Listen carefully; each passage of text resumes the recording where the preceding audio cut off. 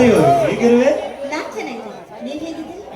ಚೈತ್ರ, ನಿನ್ನ ಮಧುರ ಕಂಠದಿಂದ ಒಂದು ಗಾನವನ್ನು ನಡೆಸಿದೆಯಾ ಈ ಮನಸ್ಸಿಗೆ?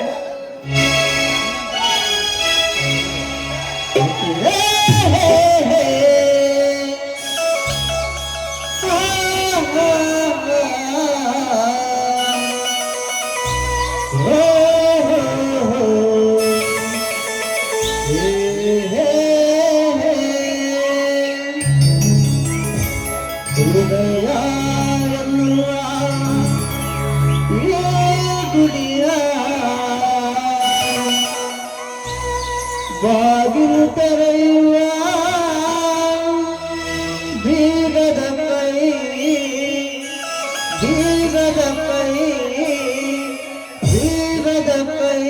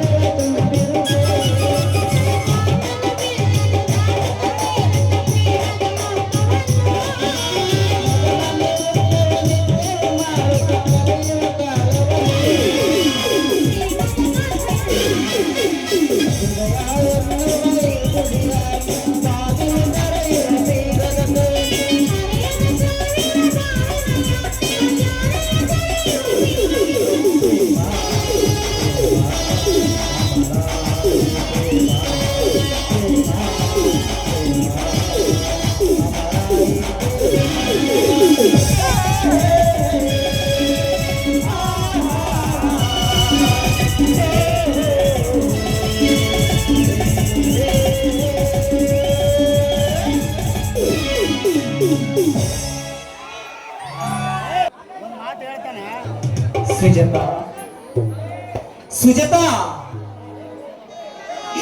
ಈ ನಿನ್ನ ಪತಿ ದೇವರು ನಿನಗೆ ನೆನಪಾಗಲಿಲ್ಲವೇ? ಕೇಳೆ ಹಾನಾಳಿನ ಪಾದಕಿ ಸೂಳೆ ಎಂಬ ಭತ್ತ ಗಟ್ಟಿ ಹಾನಾಳನ ಹಾಡಿಯಾಗಿ ಒಡೆಯಲೇ. ನಿನ್ನಂತೆಗೆ ಯಾರಲ್ಲಿ ನಂಬಬೇಕೆ ಹಾನಾಳನ ನಿಜ ಪಾದಕಿ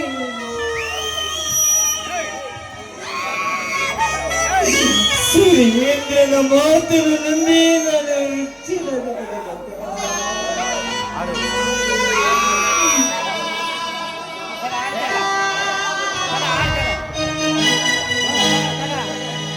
ನನ್ನ ಮನವ ಮುರಿದೆ ನೀನು ಅನಾಥನಾದೆ ನನ್ನೊಂದು ನಾನು ಇಂಥ ಮೋಸ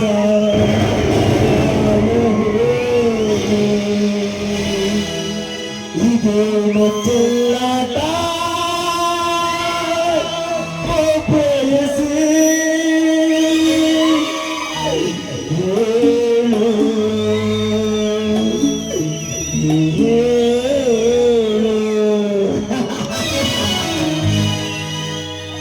ನನ್ನ ಮನವ ಮುರಿದೆ ನೀನು ಅನಾಥನಾದೆ ನನ್ನೊಂದು ನಾನು ಇಂಥ ಮೋಸ ಯಾರು ಹೇಳು ಇದೇನು ಚೆಲ್ಲಾಟ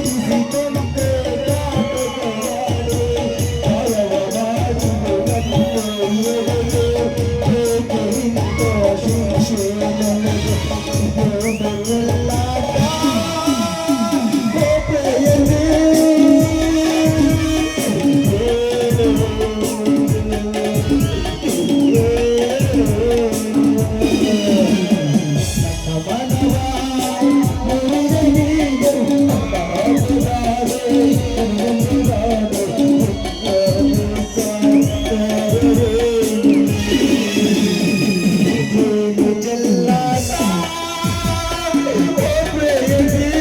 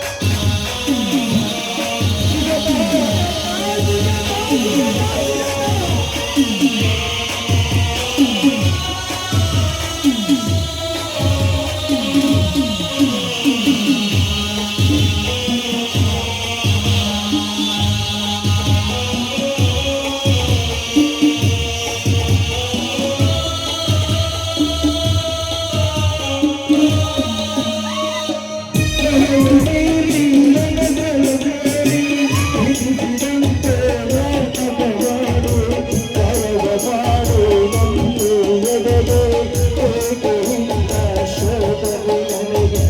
ಬೇಲು ಕಲ್ಲಾಟ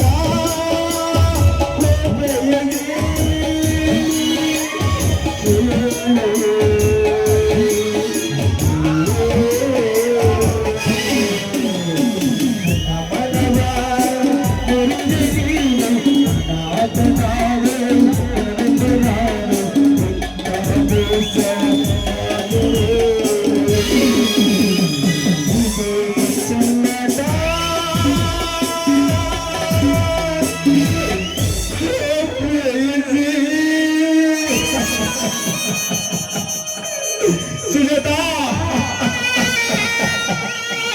ಸುಜಾತ ಸುಜಾತ ಸುಜಾತ ಸುಜಾತ ಸುಜಾತ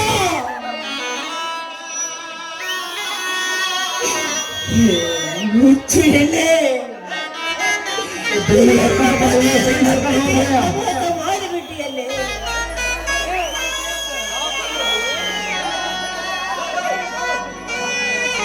ನಿಮ್ಮ ಮಗಳನ್ನು ನಮ್ಮ ಆಕಾಶನಿಗೆ ಕೊಟ್ಟು ಮದುವೆ ಮಾಡಿದ್ರು ವಿಜಯ್ ನನ್ನ ಹೇಗೆತ್ತಿಗೂ ನಿನ್ನೆಗೆ ಎತ್ತಿಗೂ ಎನ್ನ ಸಮ ಉಂಟೆ. ಅಂದರೆ ನಿಮ್ಮ ಮಾತಿನ ಅರ್ಥ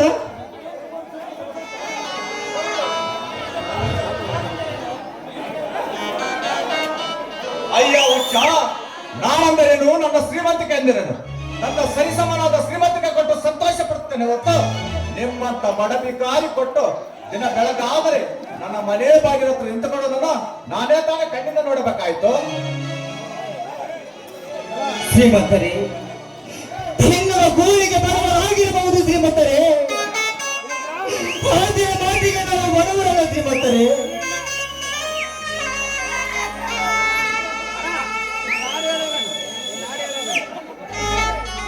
ನಿಮ್ಮ ಮಗಳನ್ನು ಕಟ್ಟಿಕೊಂಡ ಮೇಲೆ ನನಗೆ ಸಾಕುವ ಯೋಗ್ಯತೆ ನನ್ನಲ್ಲಿದೆ ಶ್ರೀಮಂತರೇ. ಕೊಡಲಾರ ನಿಮ್ಮ ದೊಡ್ಡ ಮನಸ್ಸು ಮಾಡು ನಿಮ್ಮ ಮಗಳನ್ನು ದಾರಿಯಾಗಿ ಎರೆದುಕೊಡಿ. ಅವಳನ್ನು ಮಹಾರಾಣಿಯಂತೆ ನೋಡಿಕೊಳ್ತೇನೆ ಶ್ರೀಮಂತರೇ. ಆಗಲಾರದು ಈ ಬಡವ ಎಂತ ಛಲಗಾರನೆಂದು ನಿಮಗೆ ಗೊತ್ತಾಗುತ್ತದೆ ಶ್ರೀಮಂತರೇ. ನೀನು ಕನಸು ಕಾಡುತ್ತಿದ್ದೆ ಬರೀ ನಿನ್ನಾಗೆ ಮಹಾರಾಣಿಗೆ ನೋಡಿಕೊಳ್ತೇನೆಂದು ಕನಸುಕೊಂಡು ಬಂದಿರ್ತಾ ಇದೆ. ನಿಮ್ಮಂತ ಬಡ ಭಿಕಾರಿಗಳನ್ನ ಈ ವಯಸ್ಸಿನಲ್ಲಿ ಬಹಳಷ್ಟು ಜನರನ್ನು ನೋಡಿದ್ದೇನೆ. ಒಳ್ಳೆ ಮಾತಿನ ಹೊರಗೋಗ ಅಥವಾ ಕಟ್ಟು ಏನೇ ಶ್ರೀಮಂತರೇ, ಅಷ್ಟೊಂದು ಕೀಳಾಗಿ ಮಾತನಾಡಿದ್ರಿ ಶ್ರೀಮಂತರೇ. ನಾವು ನಿಮ್ಮ ಮನೆಗೆ ಕಣ್ಣ ಕೇಳಲು ಬಂದಿಗೆ ಹೋಯಿತು.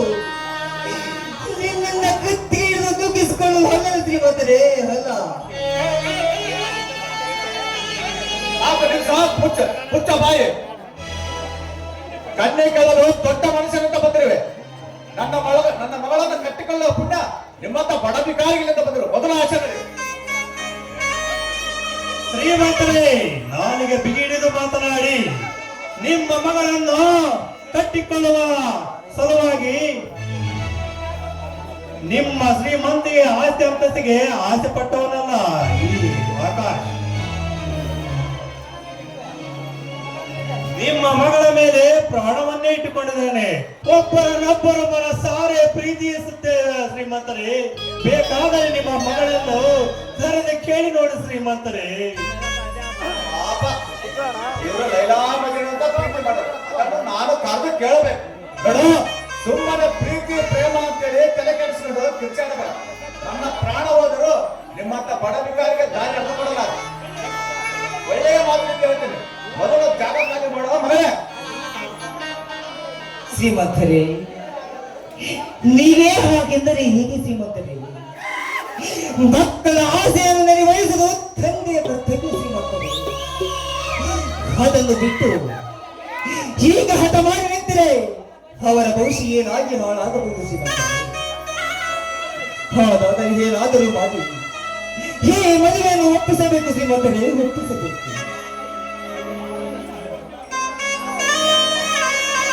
ಪಾಪ ಇಷ್ಟು ತಿಳಿದರೆ ಕೇಳುವನೆ ನೀನು ಕಟ್ಟಕಂಡ ಹೆಂಡತಿಯನ್ನು ಸೂಳೆಪಟ್ಟವರ ಕಟ್ಟೆ ಹೊರ ಹಾಕಿದಂತೆ ನನ್ನ ಮಗಳನ್ನು ಹಾಗೆ ಮಾಡಲು ಹೊಚ್ಚಿ ಹಾಕಿಕೊಂಡು ಬಂದರು ವಿಜಯ್.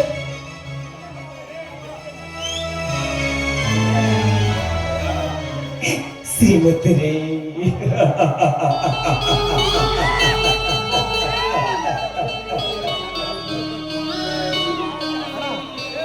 ಶ್ರೀಮಂತರೇ, ಅವಳ ಜೀವನದ ಕಥೆಯನ್ನು ನನ್ನ ಮುಂದೆ ಎತ್ತು ಬಿಡಿ ಶ್ರೀಮಂತರೇ. ಅವಳಿಗೆ ಕೊಟ್ಟ ಕಾಲ ಶಕ್ತಿಯಲ್ಲ ಕೊಟ್ಟಿರುವುದು ಶ್ರೀಮಂತರೇ, ಕೊಟ್ಟಿರುವುದು.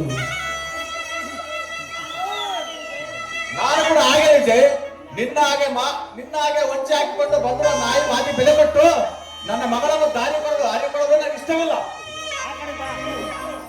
ಶ್ರೀಮಂತರೇ, ವಂಚ ಹಾಕುವ ವಂಶ ನಮ್ಮ ಮಾವನದಲ್ಲ. ಶ್ರೀಮಂತ ಗಂಡುಗಳಿಗೆ ಆಸೆ ಪಟ್ಟು ಪ್ರೀತಿಸಿದವರನ್ನು ದೂರ ಮಾಡುವ ವಂಶ ನಿಮ್ಮದು ಶ್ರೀಮಂತರೇ, ನಿಮ್ಮದು. ಸಾಕ ಮುಚ್ಚಲೇ ಬಾಯೆ. ನೀನು ನನ್ನ ಮನೆ ಒಳಗಡೆ ಕಾಲಿ ಇಟ್ಟು ನನ್ನ ವಂಶದ ಬಗ್ಗೆ ಕೇಳುವ ಹಾಗೆ ಮಾತಾಡ ಎಷ್ಟಾದ? ಶ್ರೀಮಂತರೇ, ನಿನ್ನ ವಯಸ್ಸಿಗೆ ಬೆಲೆ ಕೊಟ್ಟು ಸೇಡಿಗೆ ಸೇಡು ತೀರಿಸಿಕೊಳ್ಳುವ ಛಲಗಾರ ಈ ಆಕಾಶ್. ಆದರೆ ನಿಮ್ಮ ಮಗಳನ್ನು ಮನಸಾರೆ ಪ್ರೀತಿಸುತ್ತೇನೆ ಒಂದೇ ಕಾರಣಕ್ಕೆ ನಿನ್ನನ್ನು ಸುಮ್ಮನೆ ಬಿಡುತ್ತೇನೆ ಅಷ್ಟೇ. ಏನು ಮಾಡ್ತೀಯೋ ಮಾಡು. ನನ್ನ ಪ್ರಾಣ ತೆಗಿತೀಯೋ, ನನ್ನ ಆಸ್ತಿಗೆ ಅಧಿಪತಿ ಆಗಿದೆಯೋ, ನನ್ನ ಮಗಳನ್ನು ದಾಸಿಯಾಗಿ ಮಾಡಿಕೊಳ್ತೀಯೋ. ಮೊದಲು ನಮ್ಮ ಮನೆ ಹೊರಗಡೆ ನಿಂತು ಮಾತನಾಡೋದು ಕಲಿತುಕೋ. ಒಳಗಡೆ ನಿಲ್ಲಿಸಿ ಮಾತನಾಡೋದಕ್ಕೆ ಅತ್ತೆ ಬೇರೆ ಮಾತನಾಡ್ತೀಯೋ ಬಡ ಬಿಟ್ಟಾರೆ.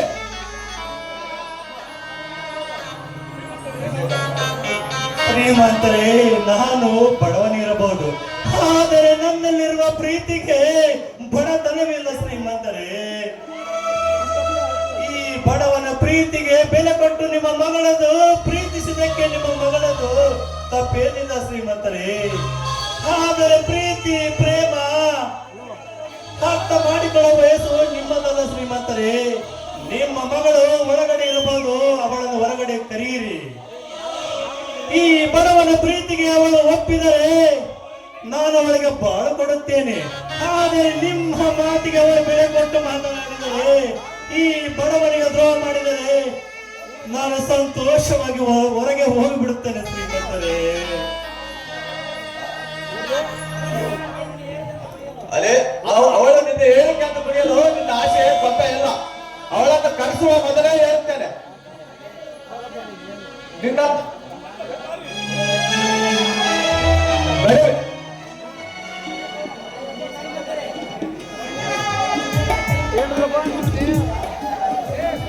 ಶ್ರೀಮಂತರೇ,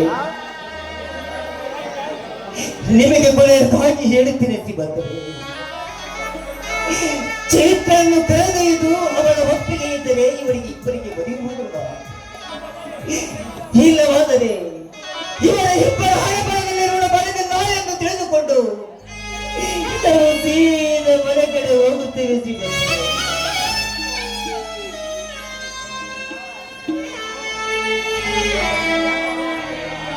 ಮಾಮ, ಹೋಗಿ ಬಿಟ್ಟಿಯ ಮಾಮ? ಹೋಗಲೇ ಹೋಗ. ಅವನೇ ನಿನ್ನ ಪುರಾಣ ಕೇಳಿಕೊಂಡ ನಿಲ್ಲಲು ಸತ್ಯಹರಿಚಂದ್ರನ ಅಲ್ಲ. ಅವನಿಗಿಂತ ದಾರಿಯನ್ನ ನೇರವಾಗಿದ್ದು ಹೋಗು. ನೀನು ಹೋದ ಹೊರಗೆ ಹಾಕುವುದು ಬೇಡ. ನಿಮ್ಮ ಮಗಳ ಒಳಗಡೆ ಇರಬಹುದು, ಅವಳನ್ನು ಕೇಳಿ ಶ್ರೀಮಂತರೇ. ತಿಳುವಳಿಕೆಯಿಂದ ತಿರುಗಾಡಿ ಅವಳ ನಿನ್ನಂತವನನ್ನು ಏನು ಮಾಡುವಳು. ಕೋಟ್ಯಾಧೀಶರನ್ನ ಕಟ್ಟಿಕೊಳ್ಳೋ ಸಂಭ್ರಮದಲ್ಲಿದ್ದಾಳೆ. ಸುಳ್ಳು, ನೀವು ಹೇಳುತ್ತಿರೋದು ಸುಳ್ಳು ಶ್ರೀಮಂತರೇ. ನನ್ನನ್ನು ಮನೆಯಿಂದ ಹೊರಗೆ ಹಾಕುವ ಸಲುವಾಗಿ ನನ್ನ ದೇವತೆಯನ್ನು ಈ ನ್ಯಾಯವಾಗಿ ಹಿಂಜರಿದು ಮಾತನಾಡುತ್ತಿರುವೆ. ಅವಳು ಅಂತವಳಲ್ಲ, ಅವಳು ನನ್ನ ಆಸೆಯ ಪ್ರೇಮ ಗುಲಾಬಿ. ಅವಳು ನನ್ನ ಎದೆಯಲ್ಲಿ ತುಂಬಿಕೊಂಡಿರುವ ಪ್ರೇಮ ಚೈತ್ರ. ಅವಳು ಎಂದೆಂದಿಗೂ ಮೋಸ ಮಾಡಲಾರದು.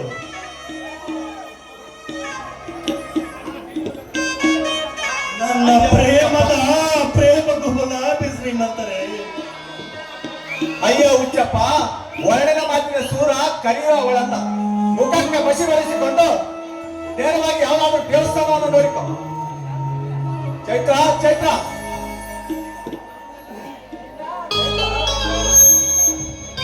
ಚೈತ್ರ ಚೈತ್ರ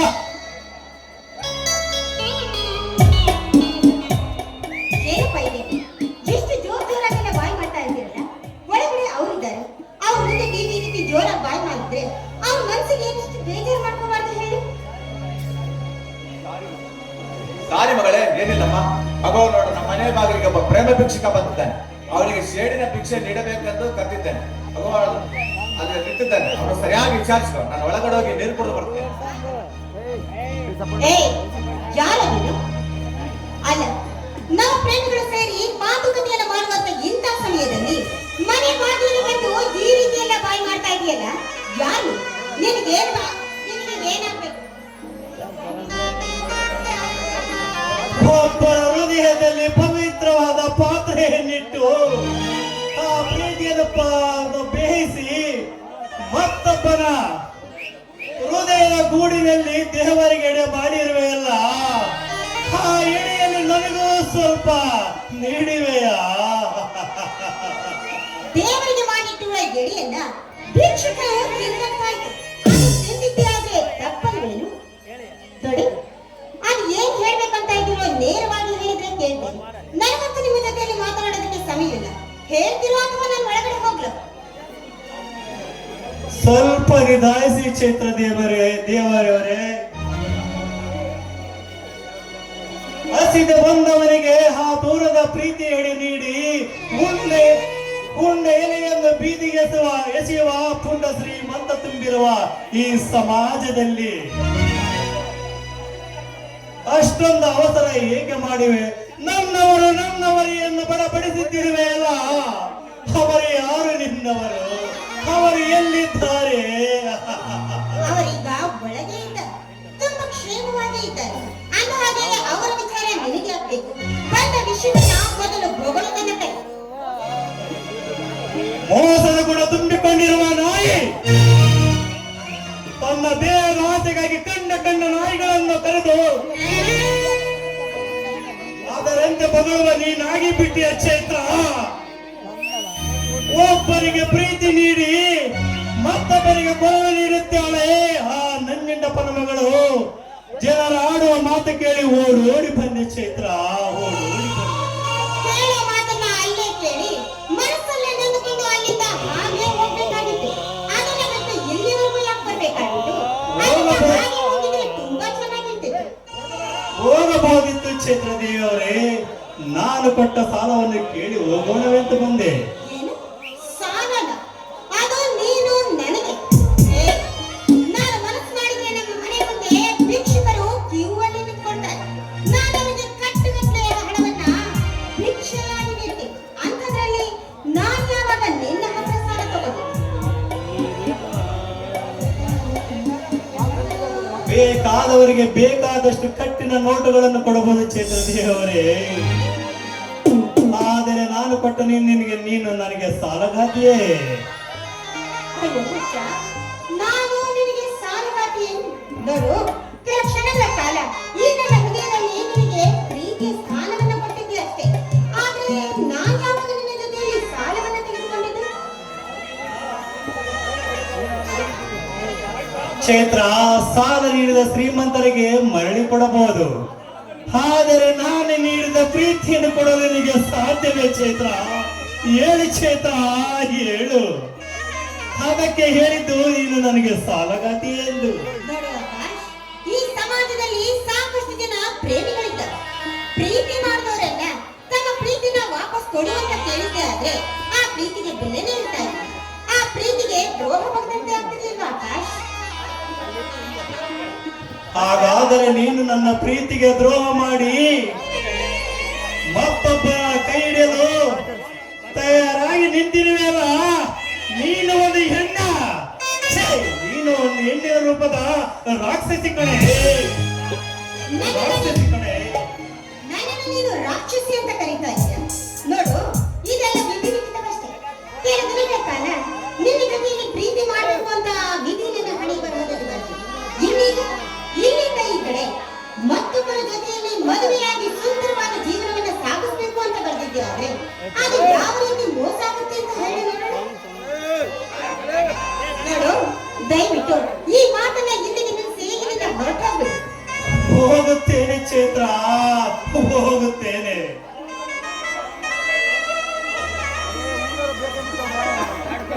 ಆದರೆ ನಾನು ನಿನ್ನ ಹೃದಯ ದೇವತೆ ಎಂದು ನನ್ನ ಎದೆ ಗೂಡಿನಲ್ಲಿ ಬಚ್ಚಿಟ್ಟುಕೊಂಡು ಪೂಜಿಸಿದಲ್ಲ ಚೈತ್ರ.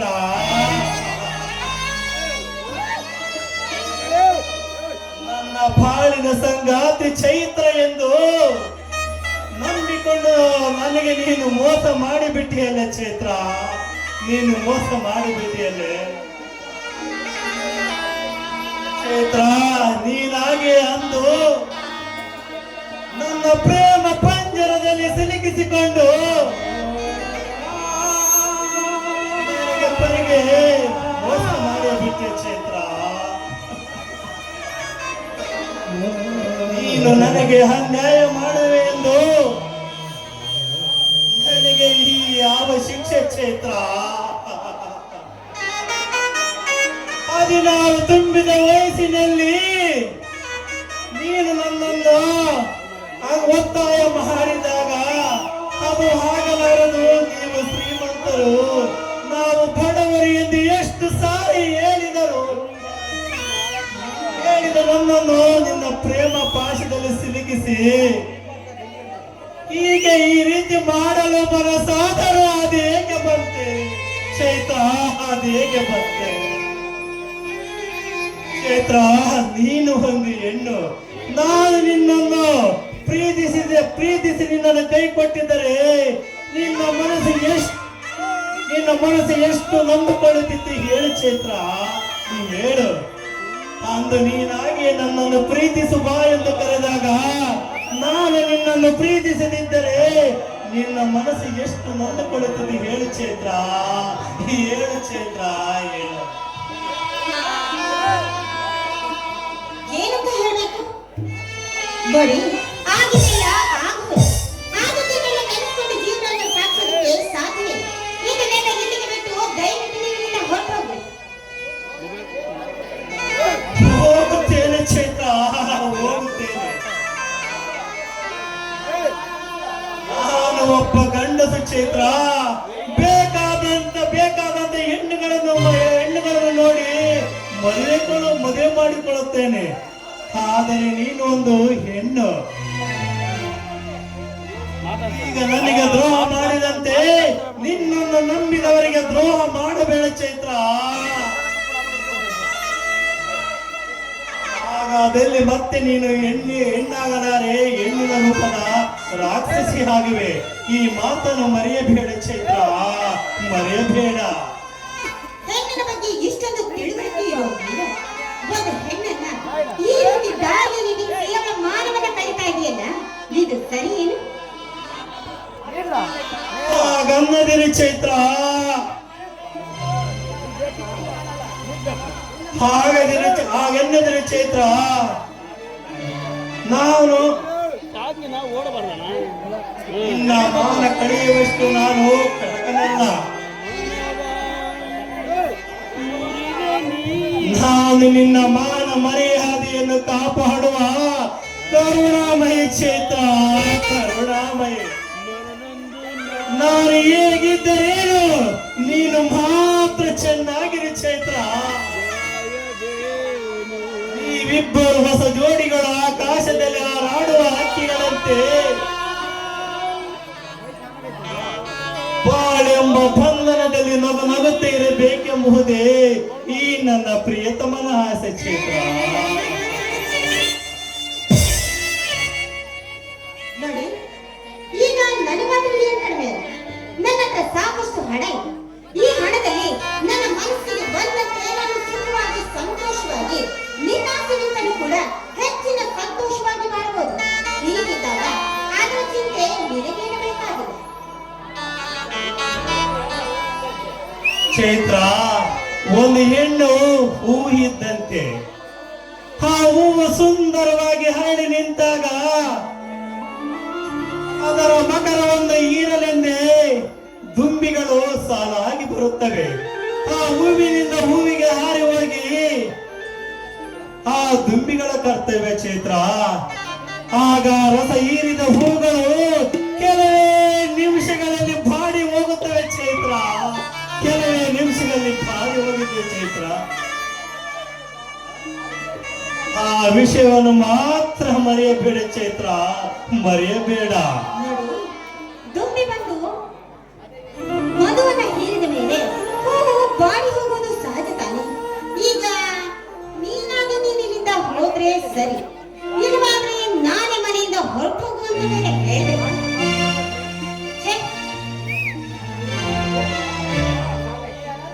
ದೇವ ದೇವ ಈ ಅನಾಥನಿಗೆ ಒಬ್ಬ ದೇವತೆಯನ್ನು ದೊರಕಿಸಿಕೊಟ್ಟೆ ಎಂದು ಸಂತೋಷ ಪಡುವ ಸಮಯದಲ್ಲಿ ಅವರನ್ನು ನನ್ನಿಂದ ದೂರ ಮಾಡಿಬಿಟ್ಟೆಯ ದೇವ. ಅವರನ್ನು ನನ್ನಿಂದ ದೂರ ಮಾಡಿಬಿಟ್ಟೆಯ ದೇವ. ನನಗೆ ದಿಕ್ಕಿಲ್ಲದೆ ಅನಾಥನಾಗಿ ಮಾಡಿಬಿಟ್ಟೆಯ ದೇವ. ಹೇ ದೇವ, ದೇವನು ನೀನೆಷ್ಟೇ ಕಷ್ಟಪಟ್ಟರೂ ನಾನು ಪಾತ್ರಧಾರಿ. ನನ್ನ ಜೀವನದ ಗೋರಿನ ಕಥೆಯನ್ನು ಕೇಳುತ್ತಾ ಅಪಯಾಸನವು ನಮ್ಮ ನೀನು ಸೂತ್ರಧಾರಿ ದೇವ. ನೀನು ಸೂತ್ರಧಾರಿ ದೇವ. ದೇವನು ಎಲ್ಲಿರುವ ಈ ಬಲ್ಲೆಯ ಹೇಗಿರುವ ಕುಂಗಳು ಮುಚ್ಚಿ ಆ ಗುಡಿಯೊಳಗೆ ಸಿರಿಯಾಗಿರುವನು ಮಗುವೆ ಸಿರಿಯಾಗಿರುವನು. ಆ ದೇವನು ಎಲ್ಲಿರುವ ಈ ಬಲ್ಲೆಯ ಹೇಗಿರುವ ಕುಂಗಳ ಮುಚ್ಚಿ ಆ ಗುಡಿಯೊಳಗೆ ಸಿರಿಯಾಗಿರುವನು ಮಗುವೆ ಸಿರಿಯಾಗಿರುವನು. ಆ ದೇವನು ಎಲ್ಲಿರುವ ಈ ಬಲ್ಲೆಯ ಹೇಗಿರುವ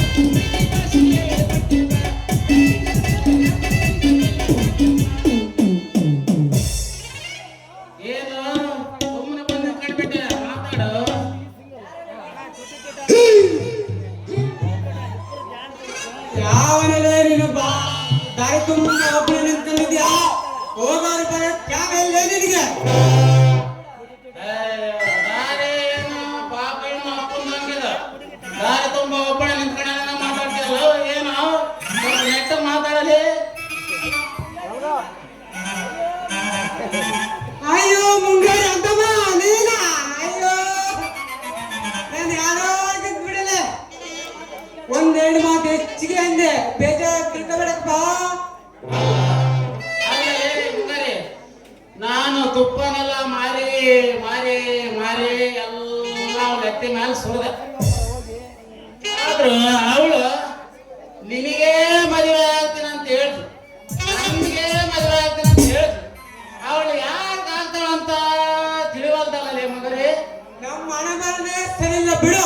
ನಿಮ್ಮ ಹಣೆ ಬರನೇ ಸರಿ ಇಲ್ಲ ಅಂದ್ಮೇಲೆ ಆದ್ರೆ ಅವಳನ್ನ ಏನ್ ಮಾಡಕ್ ಆಗಲ್ಲ. ನೋಡೋಣ, ಅವಳು ಬರ್ಲಿ, ಆಮೇಲೆ ವಿಚಾರಿಸ್ಕೊಂಡ್ರೆ ಆಗತ್ತೆ. ಇವಾಗ ಜನಗಳೆಲ್ಲ ಬಾಯ್ ಬಾಯ್ ಬಿಟ್ಕೊಂಡು ನೋಡ್ತಾರೆ. ಇದೇ ಊರ್ನಾಗ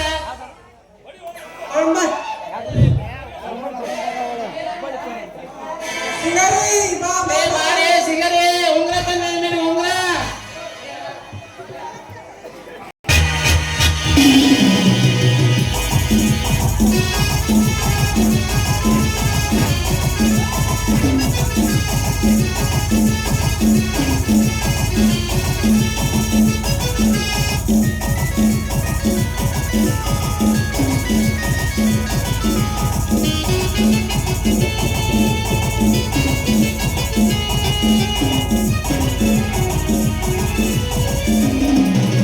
ಹುಬ್ಬಳ್ಳಿ ಬಾರಿ ಬಂದೂರಿ ಹಾರಿ, ಹುಬ್ಬಳ್ಳಿ ಬಾರಿ ಬಂದೂರಿ ಹಾರಿ, ತಿರುಗಬೇಡವೇ ಮಾರಿ, ಊರಿಗೆ ತಿರುಗಬೇಡವೇ ಮಾರಿ.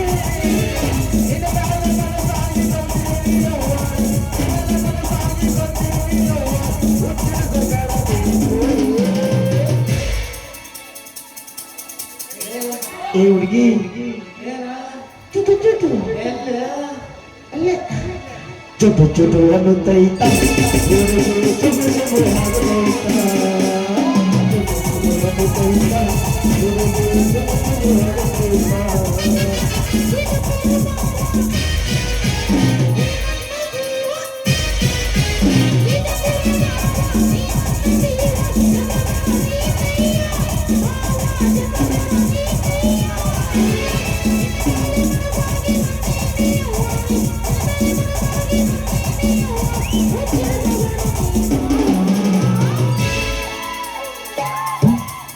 ಚುಟು ಚುಟು ಅನ್ನುತ್ತೈತ,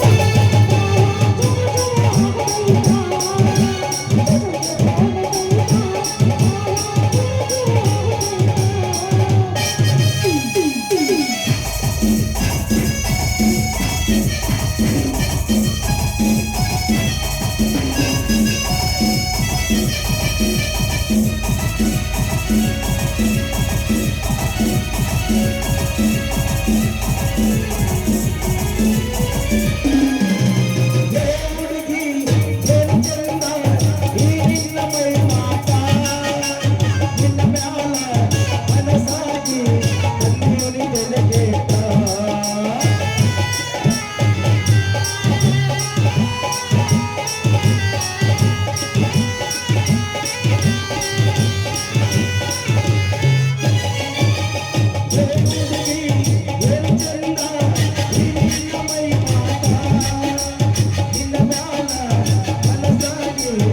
ಚುಟು ಅನ್ನುತ್ತೈತ ಹುಡುಗಿ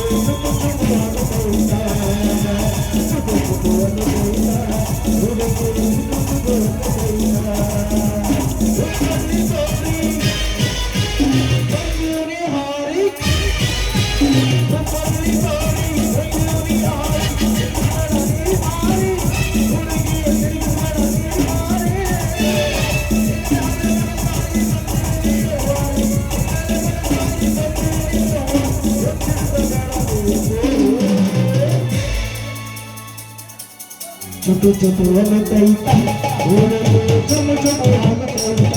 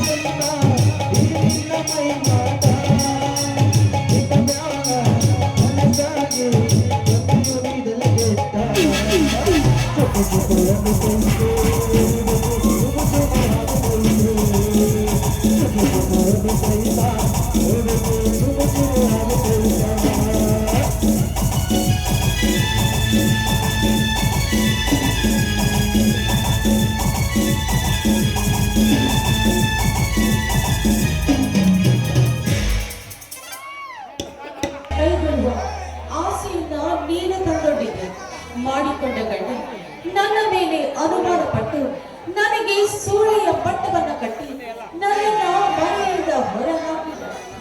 ಇನ್ನು ಅನುಮಾನ ಪಡುವ ಗಂಡನಿಗೆ ಆ ಹೆಣ್ಣು ಗರತಿಯಾಗಿ ಸಮಾಜದಲ್ಲಿ ಬದುಕಲು ಅದು ಹೇಗೆ ಸಾಧ್ಯ? ಅದಕ್ಕಾಗಿ ಈ ಸಮಾಜದಲ್ಲಿ ಗರತಿಯಾಗಿ ಬಾಳಬಾರದು ಅಂತ ನಿರ್ಧಾರ ಮಾಡಿ ನಾನೇ ಸೂಳೆಯಾಗಿ ಬದುಕಬೇಕು ಅನ್ನುವ ನಿರ್ಧಾರವನ್ನ ತೆಗೆದುಕೊಂಡಿದ್ದೇನೆ. ಇನ್ನು ಅನುಮಾನ ಪಡುವ ಗಂಡನಿದ್ರೆ ಆ ಹೆಣ್ಣು ದೇವಸ್ಥಾನಕ್ಕೆ ಹೋದ್ರೂ ಕೂಡ ಆ ದೇವಸ್ಥಾನದಲ್ಲಿರುವ ಪೂಜಾರಿಯ ಜೊತೆಗೆ ಸಂಬಂಧಪಟ್ಟು ಬಿಡ್ತಾರೆ. ಇಂಥ ಅನುಮಾನವಿರುವ ಗಂಡನ ಜೊತೆ ಬಾಳುವುದಾದ್ರೂ ಹೇಗೆ? ಇನ್ನು ಇಬ್ಬರು ರಾಕ್ಷಸರಿಂದ ನನ್ನ ಸಂಸಾರವೇ ನೊಚ್ಚು ನೂರಾಗಿ ಹೋಯ್ತು. ದೇವರಂತ ನನ್ನ ಗಂಡ ನನ್ನ ಮೇಲೆ ಅನುಮಾನ ಪಟ್ಕೊಂಡು ಆ ರಾಕ್ಷಸರ ಮಾತುಗಳನ್ನ ಕೇಳಿ ನನ್ನನ್ನ ಸೋಳೆ ಎನ್ನುವ ಪಟ್ಟ ಕೊಟ್ಟು ಮನೆಯಿಂದ ಹೊರ ಹಾಕಿದ. ಇರಲಿ, ಹೇಗಾದ್ರೂ ಮಾಡಿ ಆ ರಾಕ್ಷಸರ ಗುಣವನ್ನ ಸೆದೆಬಡಿದು ಈ ಸಮಾಜದಲ್ಲಿ ನಾನು ಸೂಳೆಯಲ್ಲ ಗರತಿ ಅಂತ ಸೇಡು ಸಾಧಿಸಿಕೊಂಡು ತೋರಿಸುತ್ತೇನೆ.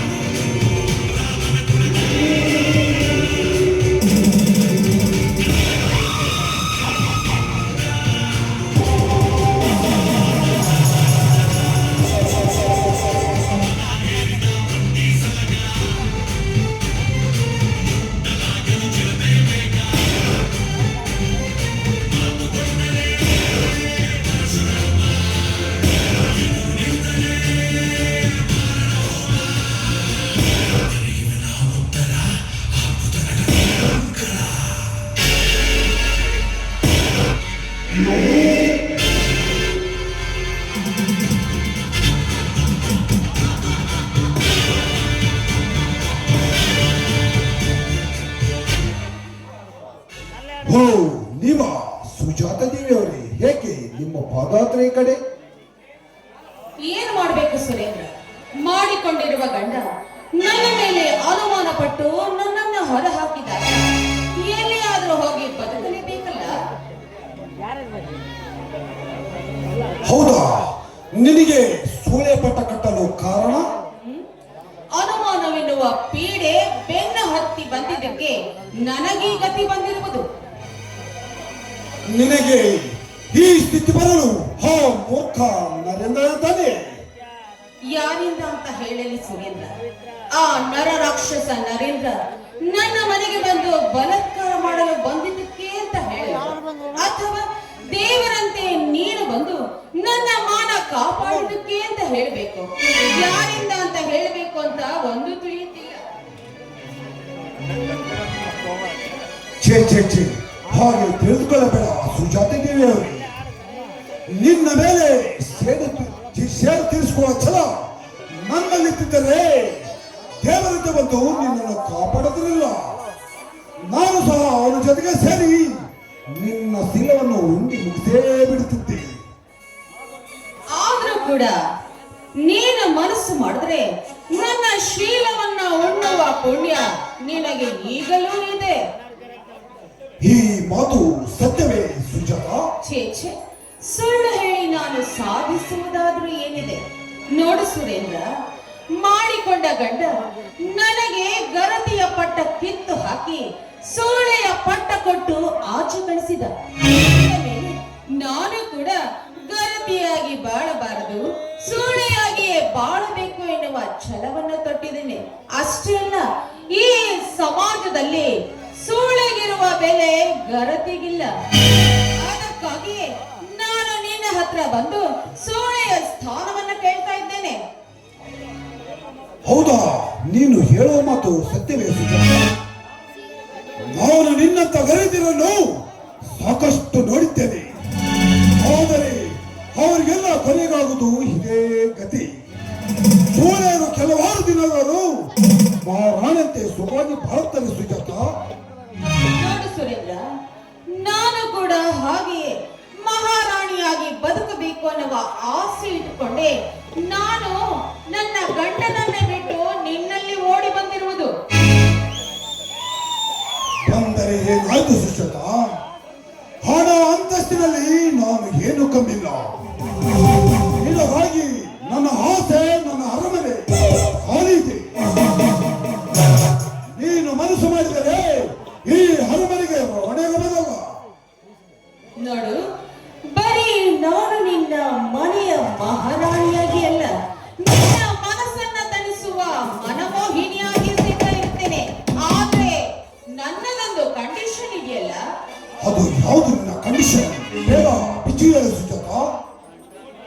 ನೋಡಿ, ಈಗ ನೀವು ಮನಸ್ಸು ಮಾಡಿದ್ರೆ ನಾನು ಬರೀ ನಿಮ್ಮ ಮನೆಯ ರಾಣಿಯಾಗಿರುತ್ತೇನೆ ಅಷ್ಟೇ. ಆದ್ರೆ ನಾನು ಹೇಳಿರುವ ಕೆಲಸವನ್ನ ನೀವು ಒಪ್ಪಿಕೊಂಡು ಮಾಡಿದ್ದೆ ಆದ್ರೆ ನಿಮ್ಮ ಮನೆಗೂ ಮನಸ್ಸಿಗೂ ಮಹಾರಾಣಿಯಾಗಿರುತ್ತೇನೆ. ಅದೇನು ಅಂದ್ರೆ ಆ ನರ ರಾಕ್ಷಸ ನರೇಂದ್ರನ ರುಂಡವನ್ನ ನೀವು ಚಂಡಾಡಬೇಕು.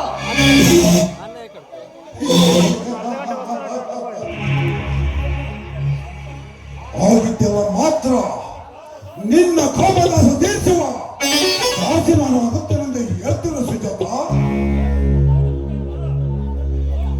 ನೋಡು ಸುಜಾತ, ಅವನು ನನ್ನ ದೊಡ್ಡಪ್ಪನ ಮಗನಾದರೂ ಚಿಂತೆ ಇಲ್ಲ. ನಿನಗಾದ ಅವಮಾನವನ್ನು ನನ್ನಿಂದ ತಡೆದುಕೊಳ್ಳಲು ಆಗೋದಿಲ್ಲ. ಇಂದಲ್ಲ ನಾಳೆ ಅವನ ತಂದು ನಿನ್ನ ಪಾದಗಳಿಡುತ್ತೇನೆ. ಸೇಡಿನ ಛಲಗಾರ ಅಂದ್ರೆ ನೀನೇ ಸುರೇಂದ್ರ. ಇಷ್ಟು ಬೇಗ ನನ್ನ ಮನದಿಚ್ಛೆಯನ್ನ ಅರ್ಥ ಮಾಡಿಕೊಂಡಿಯಲ್ಲ, ಅಷ್ಟೇ ಸಾಕು. ಆದ್ರೂ ಕೂಡ ಆ ನರ ರಾಕ್ಷಸ ನರೇಂದ್ರನ ಪ್ರಾಣ ನಿನ್ನ ಕೈಯಲ್ಲಿರಬೇಕು. ನಿನ್ನ ಕೈಗಳೇಕೆ? ನಾನೇ ಸಮಯ ನೋಡಿ ಅವನನ್ನು ಮುಗಿಸೇ ಬಿಡುತ್ತೇನೆ. ಸರಿ ತಾನೆ? ಆದ್ರೂ ಕೂಡ ಅವನ ಪ್ರಾಣ ತೆಗೆಯುವವಳು ನಾನು. ಹಾಗಿದ್ರೆ ಮಾತ್ರ ಸರಿ, ಇಲ್ಲವಾದ್ರೆ ನಿನ್ನಿಷ್ಟವೇ ನಂದಿಷ್ಟ ಸುಜಾತ. ನೀನೇ ಅವನ ಪ್ರಾಣ ತೆಗೆಯುವ ರಣ ಚಂಡಿ ಆಯ್ತೆ? ಸರಿ. ಹಾಗಾದ್ರೆ ನೀನೇ ನನ್ನ ಬಾಳಿನ ಚಂದ್ರಚಕೋರ, ಬಾ ನನ್ನ ರಾಜ. ಹಾಗಾದರೆ ಹೂ ಎನ್ನುವ ಮನಕ್ಕೆ ನುಡಿಸುವ ಒಂದು ಪ್ರೇಮಗಾನ.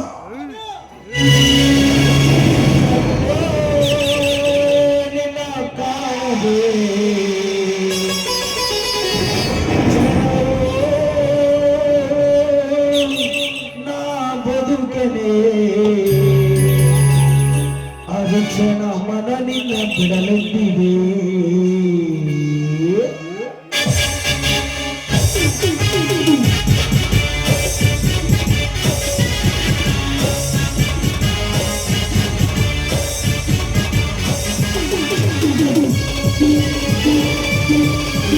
Thank